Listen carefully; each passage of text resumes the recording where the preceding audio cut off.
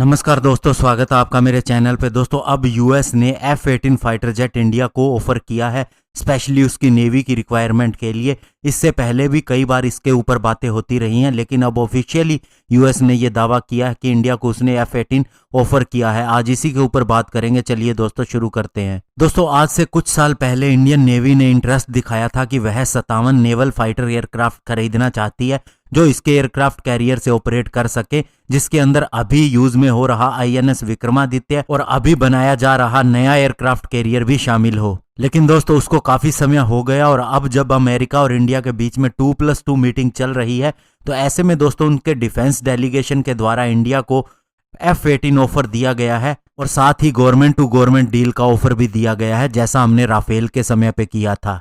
इसके अलावा Indian government को उन्होंने अपना सी गार्डियन अनमैन्ड एयरक्राफ्ट भी ऑफर किया और साथ ही और भी बहुत से सिस्टम भी इंडियन आर्म्ड फोर्सेस के लिए पेश किए हैं। और दोस्तों आपको बता दें कि अभी इंडियन नेवी 2 फाइटर जेट के ऊपर ध्यान दे रही है। इनमें से एक है अमेरिका का F-18 और दूसरा है राफेल M फाइटर जेट, जो कि उसका नेवल वर्जन है, क्योंकि इंडियन नेवी के करंटली यूज होने वाले फाइटर जेट जल्द ही फेस्ड आउट हो जाएंगे, चाहे यह इसी डिकेड के एंड तक हो जाए या फिर अगले डिकेड की शुरुआत के अंदर। इसके अलावा यूएस गवर्नमेंट के द्वारा यह भी कहा गया है कि ये F-18 उनका सबसे एडवांस्ड वर्जन है, यानी कि जो इंडिया को MMRCA के तहत 126 multi role medium combat aircraft के लिए F-18 पेश किया गया था, जो कि सिलेक्ट भी न हो सका और हमने यूरोफाइटर और राफेल को चुना था और बाद में फाइनली हमने राफेल को खरीदने का फैसला किया था। और अभी ये उस F-18 से भी ज्यादा एडवांस बताया जा रहा है और साथ ही ये इंडियन नेवी के एयरक्राफ्ट कैरियर के ऊपर से भी ऑपरेट किया जा सकता है। और राफेल और F-18 दोनों ही अपनी सिमुलेटेड कैपेबिलिटी शो कर रहे हैं कि वे इंडियन एयरक्राफ्ट कैरियर से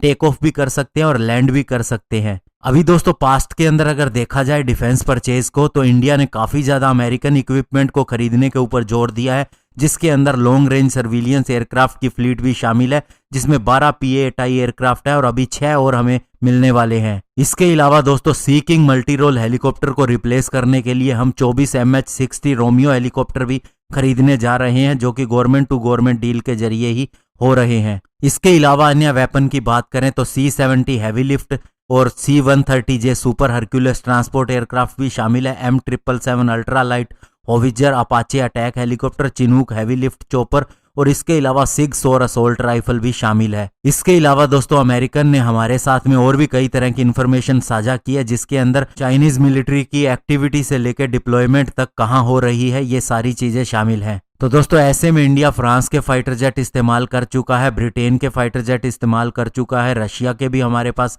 बहुत सी इन्वेंट्री है, लेकिन अमेरिका का कोई भी फाइटर जेट हमने कभी भी नहीं खरीदा। तो हो सकता है दोस्तों ये डील हो जाए और उसके बाद पहला अमेरिकन फाइटर जेट भी हमारे पास आ जाए। धन्यवाद, जय हिंद।